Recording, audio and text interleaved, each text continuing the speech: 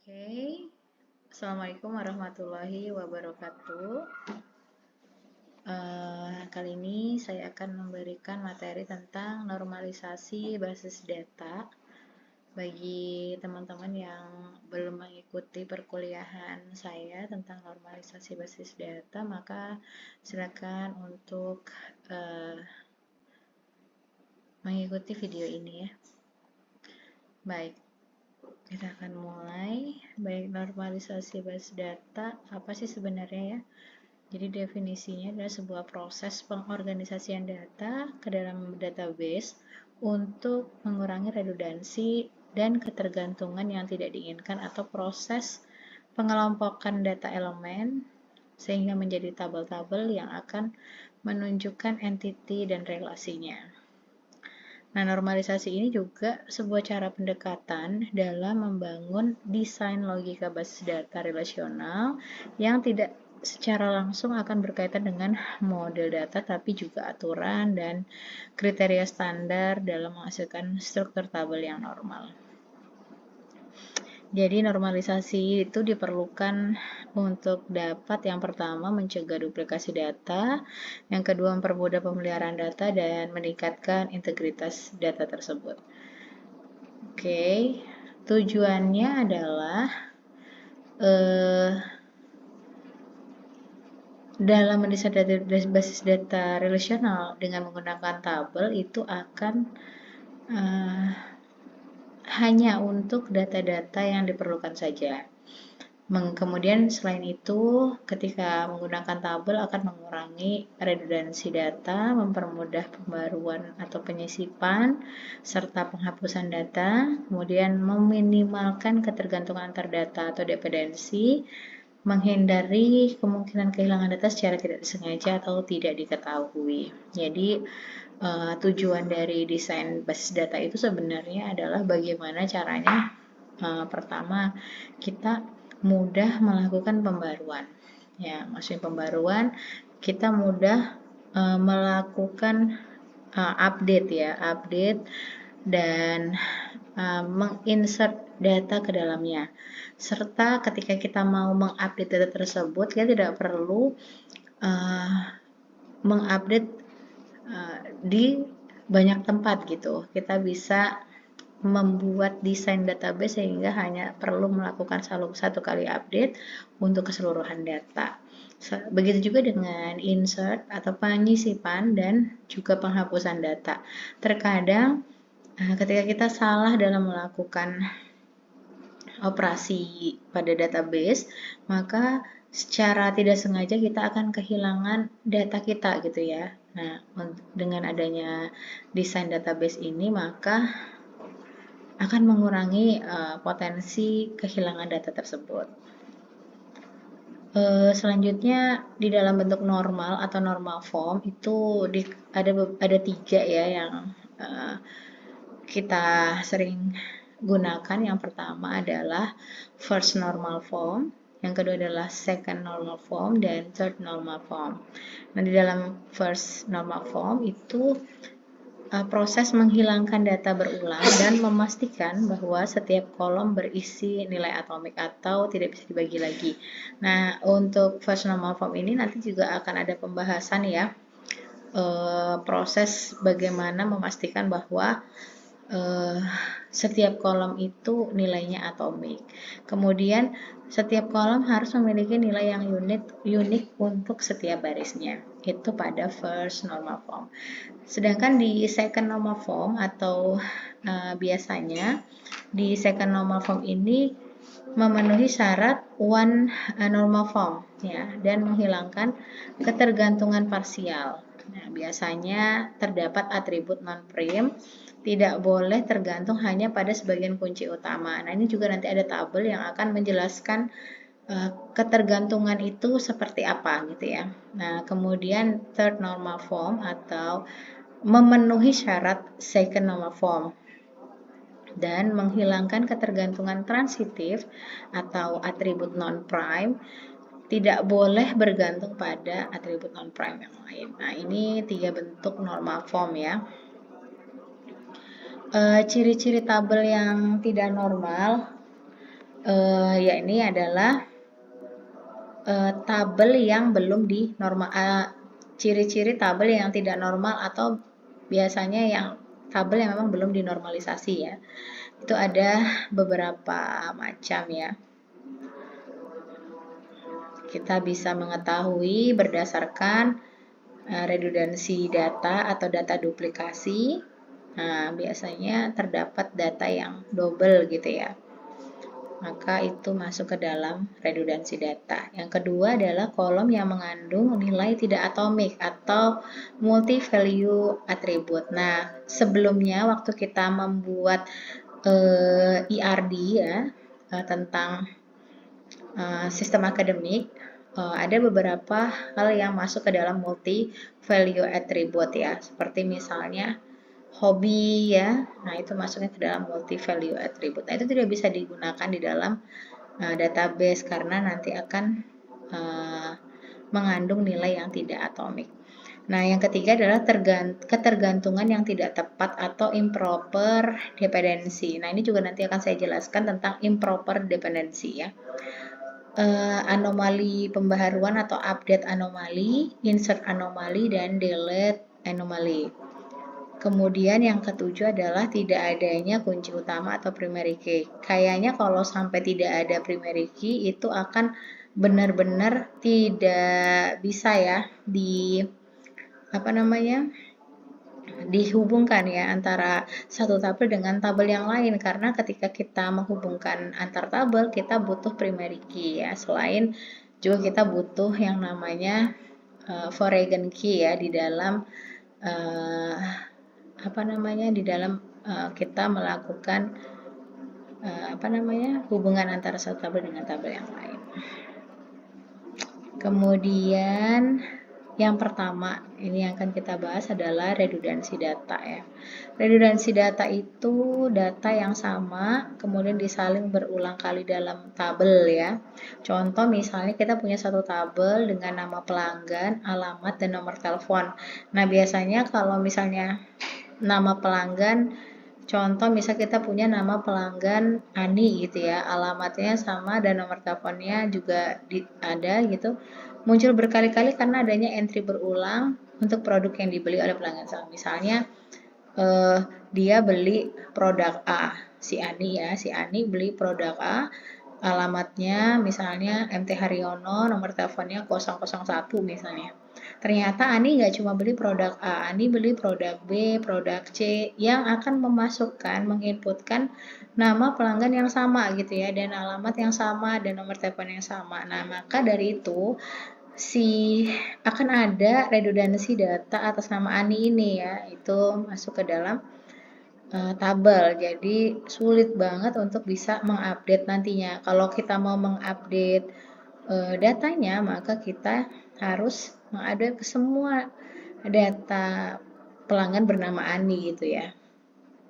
Dan ketika kita melakukan kesalahan dalam updating, maka akan ada error gitu ya. Nah, membuat tabel menjadi sangat besar dan sulit dipelihara. Nah, masalah yang terjadi apa ya? Ketika satu Ani saja bisa beli 3 produk dengan nama yang sama-sama diinputkan terus-menerus, maka ketika ada 10 customer yang selain Ani, maka akan sulit juga karena ada perubahan data di satu tempat yang memerlukan banyak pembaharuan di banyak baris gitu ya. Jadi akan banyak data yang harus diperbaiki gitu. Itu redundansi data. Yang kedua adalah kolom yang tidak mengandung nilai tidak atomik atau multi value attribute. Nah, multi value attribute ini adalah kolom yang berisi lebih dari satu nilai, seperti misalnya daftar nilai set atau himpunan data dalam satu set. Contoh tadi saya sampaikan kolom hobi ya. Bisa saja misalnya Ani hobinya membaca, menulis, dan bersepeda di dalam satu sel ya, sehingga susah untuk kita meletakkan hobi tersebut di dalam database karena dia multi value attribute. Dia tidak hanya satu saja, dia bisa lebih daripada satu dan tidak unik seperti itu ya. Nah, kemudian masalah yang terjadi apa? Yang membuat pencarian, pemutakhiran, dan penghapusan itu lebih sulit lagi ya. Selain itu juga tidak bisa digunakan karena berisi lebih dari satu nilai. Selanjutnya adalah ketergantungan yang tidak tepat atau improper dependency. Improper dependency sendiri adalah atribut non-primer ya, di mana kolom yang bukan termasuk kunci utama bergantung pada kolom yang atau bergantung kepada kolom yang bukan sebagai kunci utama. Misal contoh ada tabel ya. Dalam tersebut berisi informasi pelanggan, produk yang dibeli ya. Nah, nama produk bergantung pada nama toko. Misalnya ketika disebutkan nama toko, maka akan muncul nama produk atau kode produk. Nah, kode produk bergantung pada kolom nama karyawan, maka data tidak sepenuhnya bergantung pada hanya kunci utama saja, tapi bisa saja dia bergantung pada atribut yang lain gitu ya. Nah, ketika seperti itu tepat atau tidak? Tidak tepat ya, itu adalah tabel yang tidak normal karena bisa saja dapat menyebabkan ketidakakuratan data dan kesulitan dalam melakukan pembaruan atau penghapusan. Selanjutnya adalah anomali pembaruan atau update anomali. Nah, update anomali ini biasanya adalah ketika kita melakukan pembaruan itu harus dilakukan di banyak tempat untuk menjaga konsistensi. Nah, kalau misalnya kita tidak punya satu kunci utama, maka biasanya ketika ketika kita tidak membuat data yang tepat ya, maka ketika kita menginputkan banyak data ya pada sebuah tabel yang otomatis data itu misalnya nih ada sistem akademik, nah tabel mahasiswa ya. Ketika kita mau pengisian KRS, tabel mahasiswa itu dimasukkan lagi nama NIM dan nama mahasiswanya gitu, akan berulang terus-menerus sehingga ketika kita memperbarui data di salah satu tabel, kita harus memperbarui juga di yang lainnya. Nah, itu akan memberi kesempatan untuk kesalahan ya. Nah, biasanya bisa misalnya nih contoh nama pelanggan muncul di beberapa baris. Maka saat pelanggan itu ternyata namanya salah, merubahnya juga harus di semua baris yang ada pada yang ada pada database kita atau yang ada pada proses yang sedang berjalan gitu. Sehingga itu memerlukan memerlukan ketelitian yang lebih besar lagi ya gitu ya. Jadi kalau sampai salah dalam melakukan perubahan, maka datanya itu inkonsistensi atau menjadi tidak akurat seperti itu karena harus dilakukan memang benar-benar di tempat yang akan dilakukan update gitu ya. Maka pentingnya kita melakukan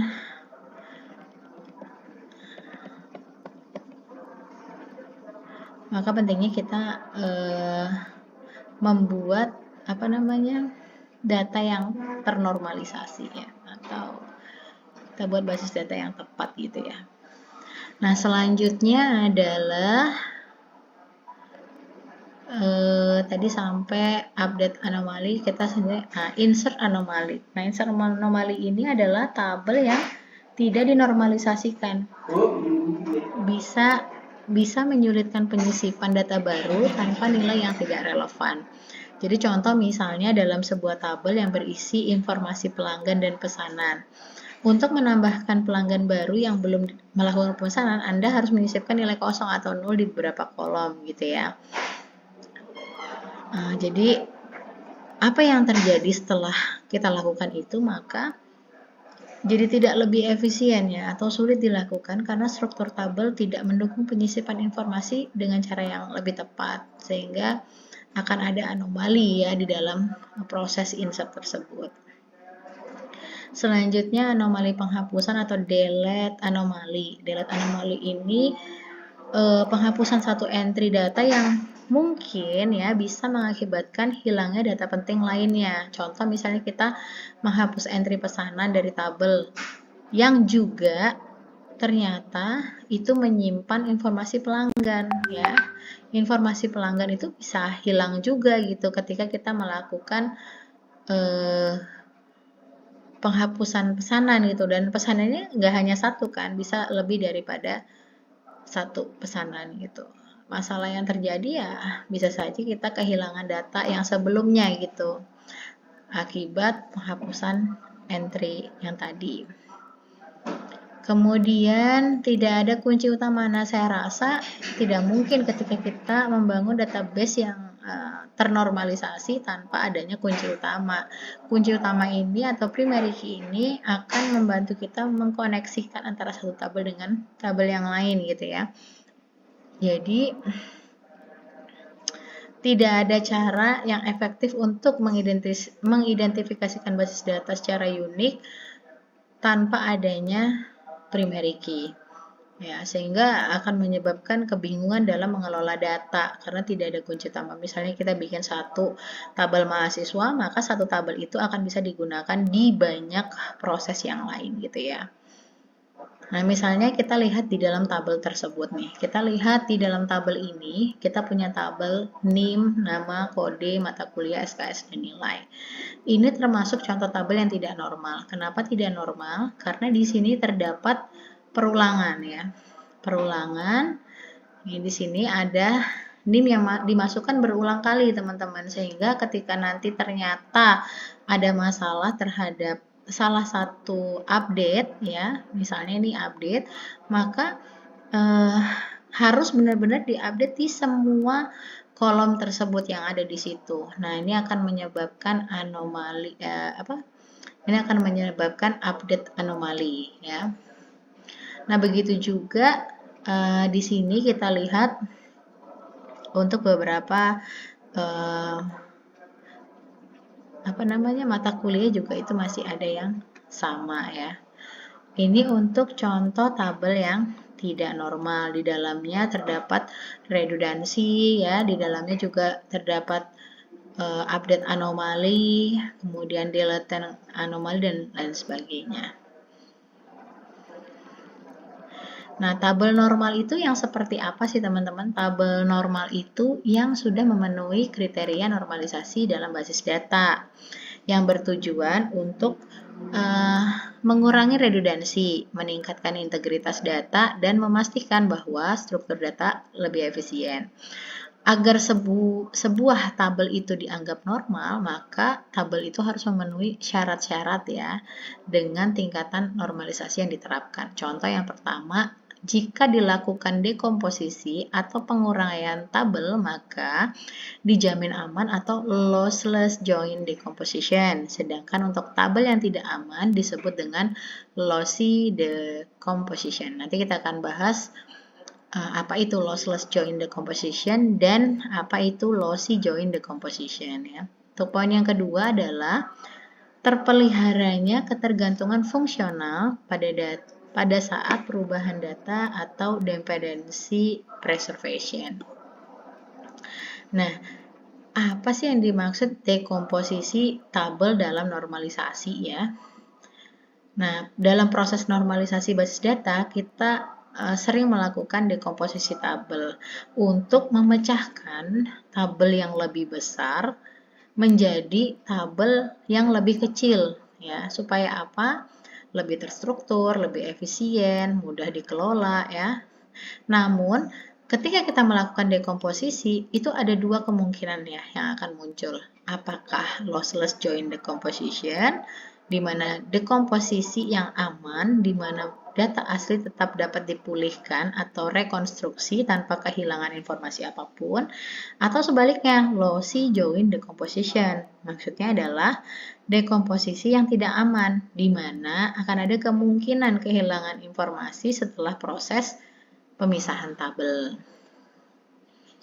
Nah, lossless joint decomposition atau dekomposisi tanpa kehilangan ini ya adalah Setelah dekomposisi, kita dapat menggabungkan kembali atau join kembali tabel-tabel yang lebih kecil dan mendapatkan kembali informasi yang sama seperti pada tabel awal. Nanti kita akan coba teman-teman untuk membuktikan apakah satu data tersebut atau satu tabel tersebut masuk ke dalam lossless join decomposition gitu ya.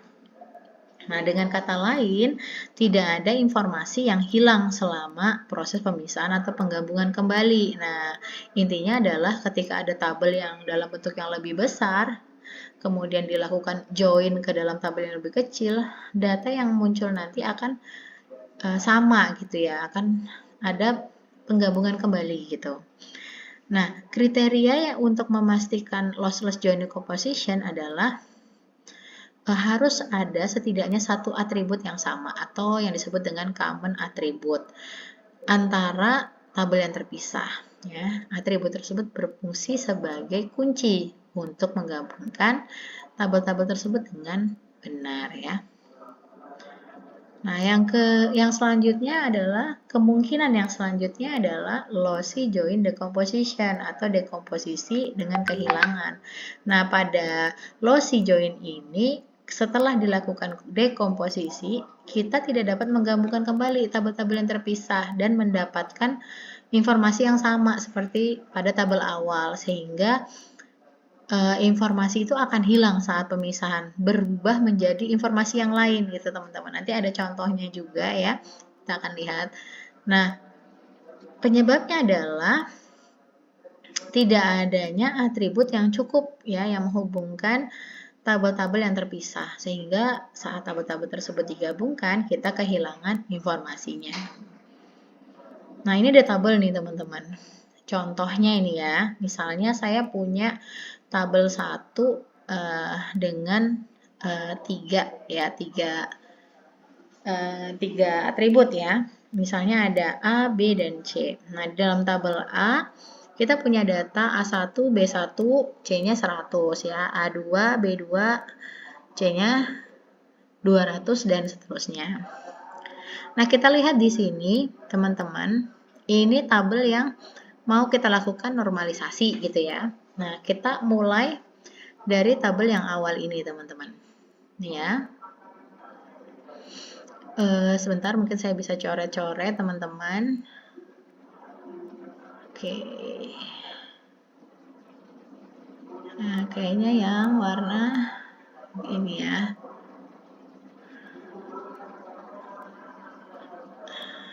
Oke.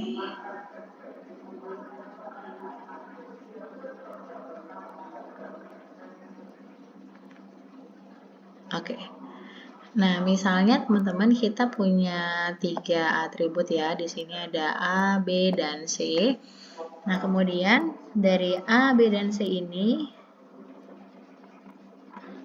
ada isinya ya, ada data yang di dalamnya. Nah, kemudian kita akan mencoba melakukan pemecahan tabel yang pertama ini. Kita akan buktikan apakah dia lossless join decomposition atau dia lossy join decomposition ya. Kemudian setelahnya ya kita lihat di sini kita akan melakukan pemecahan dari tabel ini teman-teman. Maka kemungkinan yang akan muncul adalah ini teman-teman. Bisa saja kita melakukan pemecahan mulai dari AB ya, kemudian AC ya. Jadi kita akan menjoinkan ya. Menjoinkan kemungkinan yang akan muncul AB dan AC dengan kunci. Kan tadi kita ada sampaikan bahwa ada kunci yang akan menjadi joinnya gitu ya. Nah, di sini kita bisa memasukkan misalnya di sini untuk pemecahan tabel A ya, tabel A, B yang pertama ini ya. Tabel A, B dan tabel AC dengan kunci A, teman-teman. Dengan kunci A ya. Jadi di sini kunci A. Dan yang kedua ada tabel AB dan BC dengan kunci B gitu. Jadi nanti kita berpegangan pada kunci ini ya, teman-teman ya. AB dan BC. Dan ada juga AC dan BC ya. AC dan BC ini dengan kunci C gitu ya. Tentunya kunci ini tergantung pada tabel yang ada gitu ya teman-teman ya. Misalnya kita bisa juga, misalnya ada 3, misalnya lebih daripada 3 atribut gitu ya. Kita masukin 5 atribut, berarti makin banyak lagi pemecahan yang mungkin akan muncul gitu. Nah, kemudian setelah kita buat pemecahannya dengan kunci-kuncinya ya teman-teman, maka kita di sini akan mulai mencoba. Nah, kita mencoba untuk kunci B ya teman-teman ya.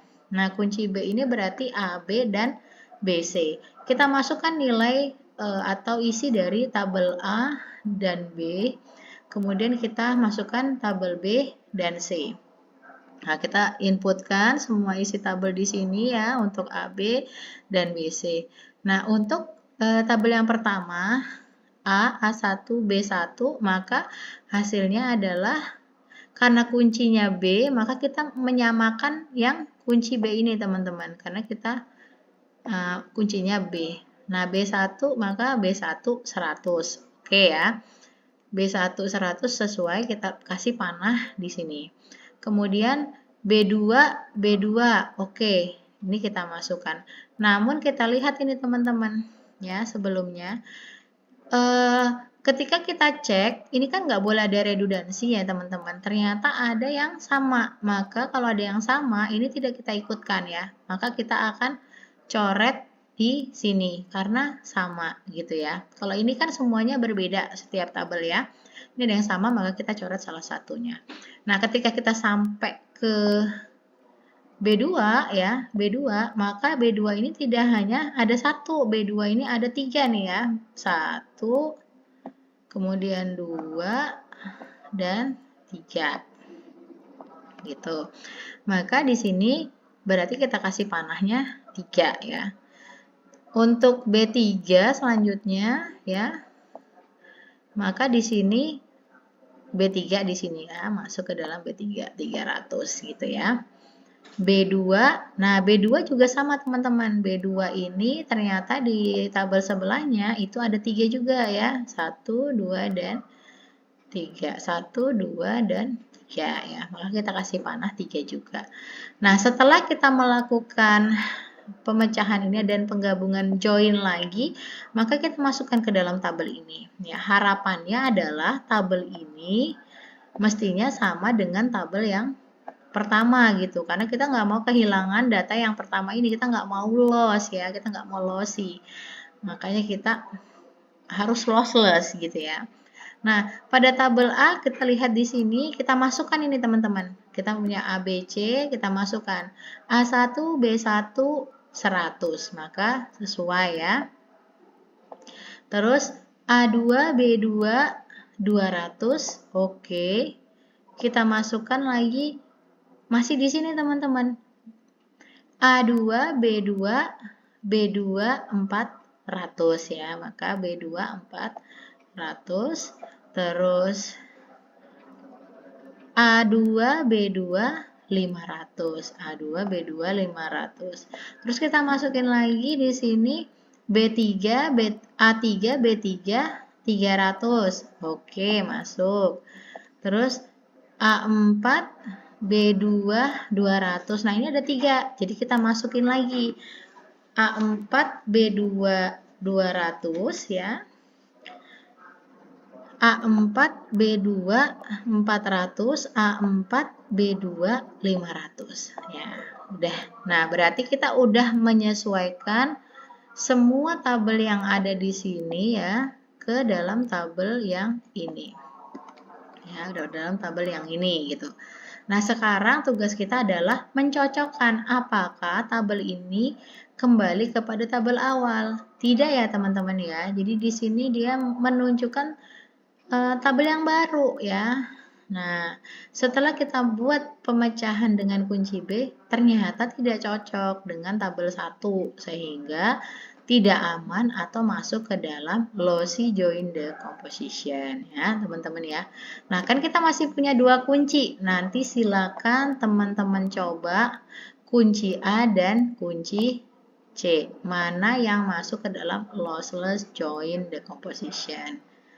Oke, ini kita masuk ke pembahasan selanjutnya.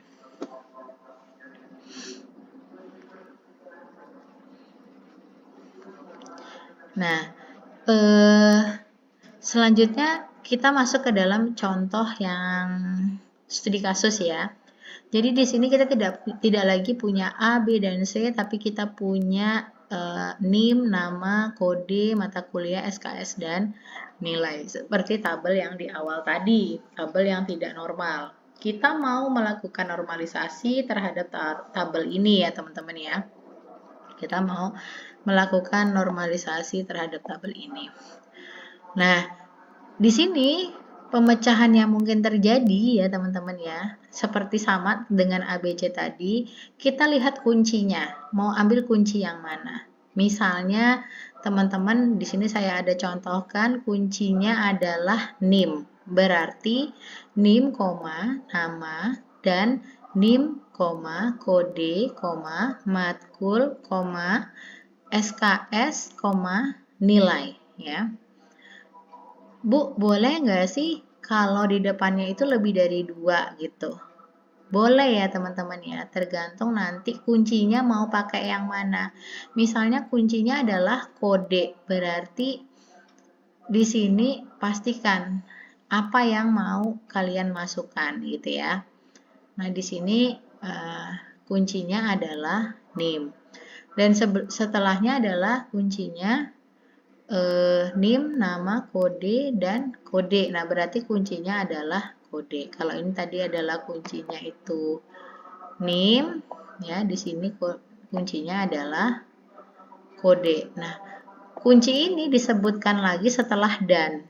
Nah, ini kan ada NIM lagi di sini ada dan kode lagi di sini. Setelahnya harus nggak boleh sama, ya. Jadi boleh 2, boleh 3, boleh 4, dan seterusnya. Nah, ini tentunya masih banyak lagi, banyak banget tabelnya. A, B, C aja tadi ada 3 ya, ini bisa lebih dari itu. Maka silakan teman-teman mencoba pemecahan lain yang mungkin saja bisa ditambahkan ya. Nanti teman-teman coba apakah pemecahan tersebut masuknya ke dalam lossy joint decomposition atau masuknya ke lossless joint decomposition ya. Nah, kita selesaikan dulu untuk tabel yang ini. Nah, tadi ini kan kita punya tabel yang tidak normal. Kita mau melakukan normalisasi, teman-teman. Maka, kita masukkan terlebih dahulu tabel ini. Karena tadi kita ngambilnya dari NIM ya, NIM nama dan NIM kode matkul SKS nilai. Kita masukkan NIM nama dan NIM kode matkul SKS dan nilai. Nah, di sini kita masukkan teman-teman isinya ya. Nah, sesuaikan isinya.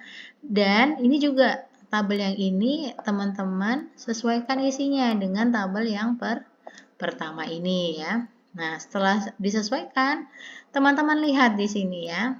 Teman-teman lihat mana yang memiliki potensi sama, redundant gitu ya. Maka di sini ada Nabila, Nabilanya kita kurangin 1, Ajinya kita kurangin 1. Maka sisa ada 3 nama saja ya. Ada Nabila dengan NIM 001 dan Aji dengan NIM 005. Dan terakhir ada Anita dengan 010 ya. Nah, setelah itu kita cocokkan nih teman-teman dengan tabel yang ada. Maka untuk NIM 001 karena kuncinya adalah NIM, maka kita memperhatikan NIM-nya disesuaikan dengan tabel sebelahnya. NIM 001 ada 2 teman-teman ya. Jadi kita kasih panahnya 2 ya ke NIM 001. NIM 005 kita juga ada 2, kita masukkan panahnya 2 dan NIM 010 ada 1. Kita masukkan datanya ke sini teman-teman. Setelah itu kita cocokkan ke sini. Nah, kita lihat di sini kita masukkan 001 Nabila 001. Oke ya. Maka cocok 001 Nabila ada 2 tadi kan? Ini cocok. Terus Aji ya. Aji 005 Aji cocok ya teman-teman ya. Oke, terus di sini ada Anita. Oh, sorry, Ajinya 2 ya. Oke, dan Anita terakhir. Oke.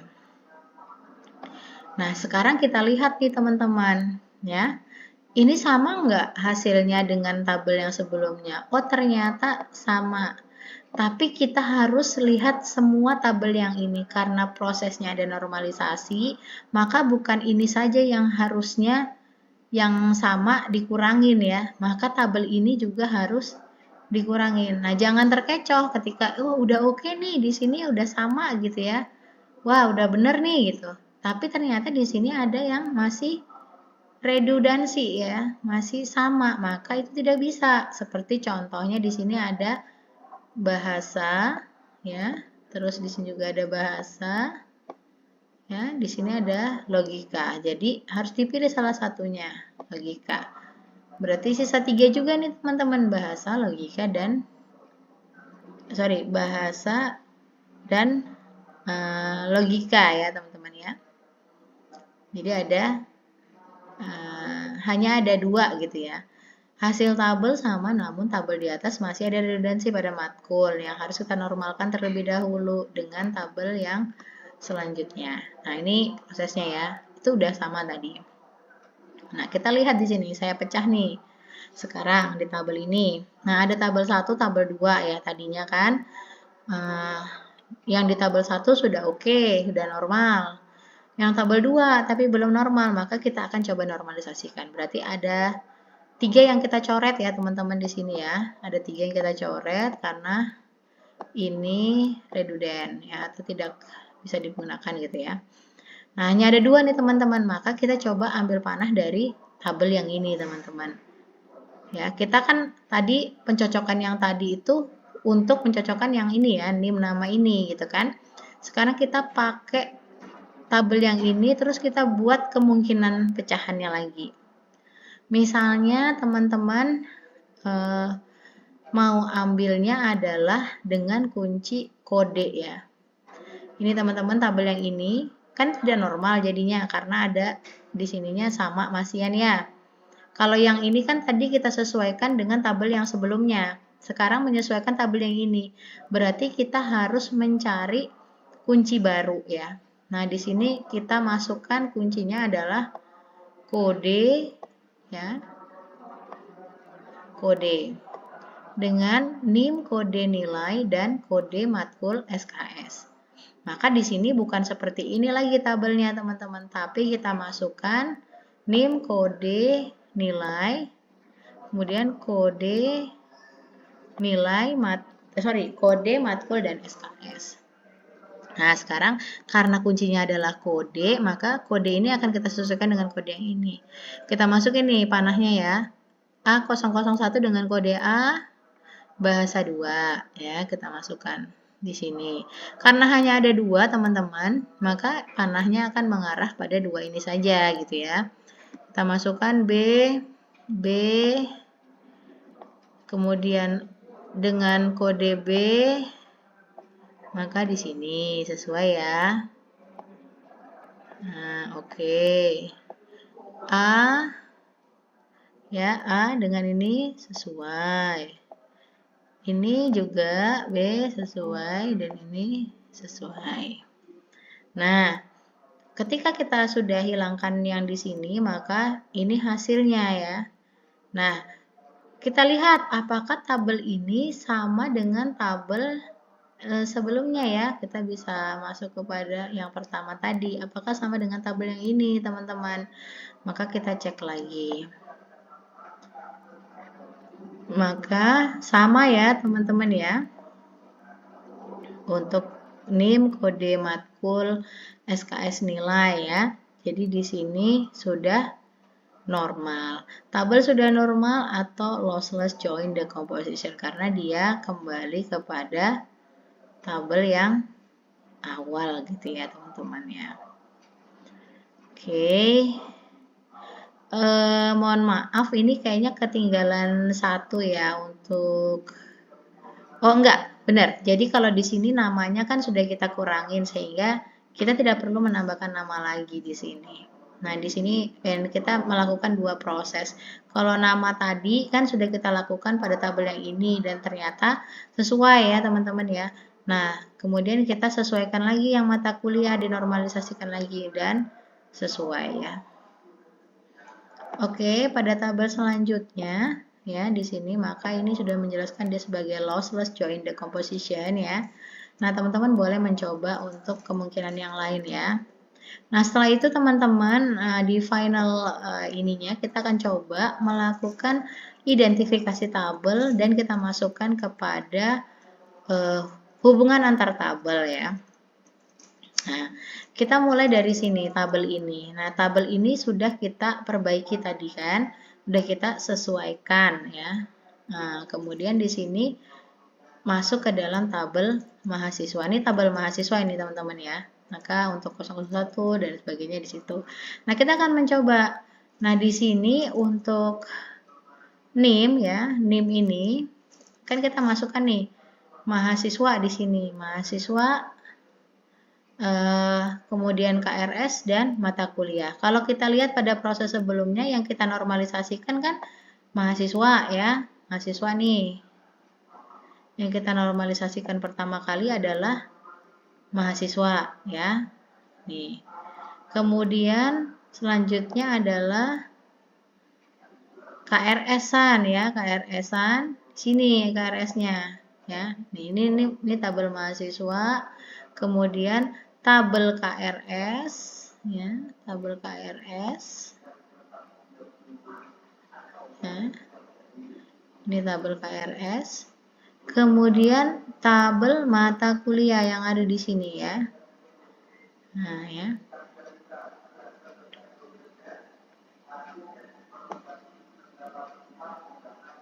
Jadi kita punya 3 tabel hasilnya tadi. Coba saya tandain dulu. Jadi kita punya tabel mahasiswa. Terus kita punya tabel KRS. Ya. Dan kita punya tabel mata kuliah. Punya tabel mata kuliah. Nah, kita tinggal masukin teman-teman. Tadi yang menjadi kunci kan di dalam tabel mahasiswa apa? NIM ya teman-teman ya di awal tadi. Menjadi kunci adalah NIM. Nah ya, maka di sini kita masukkan NIM dan NIM itu atributnya nama ya. NIM sebagai primary key. KRS apa? KRS yang menjadi ini penghubungnya ya, ada NIM, kode dan nilai ya. Di sini ada NIM sebagai foreign key atau kan dia sudah jadi primary key di sini ya di tabel mahasiswa. Ketika dia ada di sini lagi, maka dia bukan primary key lagi karena sudah bukan di tempatnya sini, maka disebut dengan foreign key atau kunci di tempat lain ya. Nah, kode juga begitu teman-teman. Di sini ada mata kuliah. Tadi di tabel mata kuliah kan masih ada yang sama tuh. Berarti harus kita kompres lagi tuh. Nah, ketika kita hilangkan ini, di sini tinggal kode, matkul, dan SKS-nya, ya. Nah, di sini mata kuliahnya. Jadi, atribut yang ada pada mata kuliah, kode, ya, matkul, dan SKS. Nah, kode ini menjadi primary key di dalam tabel mata kuliah, ya. Nah, di KRS, kode ini menjadi foreign key, gitu. Maka kita tinggal hubungkan dari KRS ya. KRS akan bergantung NIM dari tabel mahasiswa dan dari KRS kode mata kuliah akan bergantung pada kode KRS akan bergantung pada kode mata kuliah seperti itu ya. Oke, kita lanjut. Maka muncul begini teman-teman. Makanya kalau kita membangun database ya yang terstruktur ya, maka kita harus membuatnya seperti ini ya. Kita tentukan dulu ketika dia sudah lossless joint decomposition, maka tabelnya sudah bisa digunakan. Jadi kita bisa menentukan mana yang masuk ke dalam foreign key dan harus berhubungan dengan tabel yang mana, seperti itu ya, tergantung case-nya masing-masing. Oke, selanjutnya adalah dependency preservation. Nah, dependency preservation sendiri adalah syarat yang kedua ya, di mana terpeliharanya ketergantungan fungsional pada pada saat perubahan data atau dependency preservation ya, di mana dependency preservation itu berarti bahwa setelah kita melakukan dekomposisi tabel atau memecah tabel besar tadi menjadi tabel yang lebih kecil ya, untuk tujuan normalisasi yang kita lakukan sebelumnya tadi, semua ketergantungan fungsional itu yang ada pada tabel asli harus tetap ada dan dapat dipertahankan dalam tabel yang terpisah. Dengan kata lain, setiap ketergantungan fungsional yang ada pada tabel awal harus bisa diterapkan langsung di salah satu atau lebih dari tabel hasil dekomposisi ya, tanpa perlu melakukan join antar tabel. Nah, untuk mencapai dependency preservation, setiap ketergantungan fungsional yang ada pada tabel harus terwakili ya. Jadi, fungsional yang ada pada tabel asli itu harus terwakili dalam salah satu tabel hasil dari dekomposisi ya. Nggak perlu melakukan join antar tabel untuk mempertahankan ketergantungan fungsionalnya itu. Nah, kita lihat contoh dalam memahami dependency preservation ya. Misalnya kita punya tabel tadi, tabel mahasiswa ya. Di dalam tabel tersebut kita punya atribut, NIM, nama, kode, mata kuliah, SKS, nilai ya. Dan ada ketergantungan fungsional yang seperti berikut saya jelaskan. Jadi di sini teman-teman, di dalam gambar itu ada tabel yang berisi tabel awal, di mana tabel ini akan saling bergantung antar satu dengan yang lainnya gitu ya. Di sini dari yang dihubungkan ini akan muncul beberapa kemungkinan ya. Ini nggak perlu kita bikin pemecahan, ini kita langsung melihat ya untuk dependency preservation-nya. Misalnya nama bergantung terhadap NIM. Jadi satu nama memiliki satu NIM gitu ya. Jadi kalau kita buka NIM maka otomatis NIM 001 itu adalah Ani misalnya ya. Atau NIM 001 adalah Nabila ya. Nah, berarti namanya 001 ya pasti Nabila, maka dia masuk ke dalam ketergantungan fungsional ya. Kemudian di sini ada NIM bergantung pada nama. Tidak semua nama Nabila itu NIM-nya 001 teman-teman ya. Jadi dia tidak termasuk ke dalam ketergantungan fungsional karena bisa saja ada Nabila yang lain yang NIM-nya berbeda gitu ya. Misalnya Nabila apa gitu ya, NIM-nya berbeda gitu. Jadi kalau NIM itu pasti satu nama, tapi kalau kalau NIM itu belum tentu untuk satu nama saja.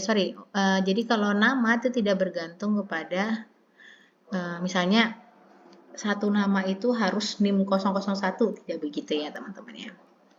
Kemudian yang selanjutnya NIM kode atau kode bergantung pada NIM.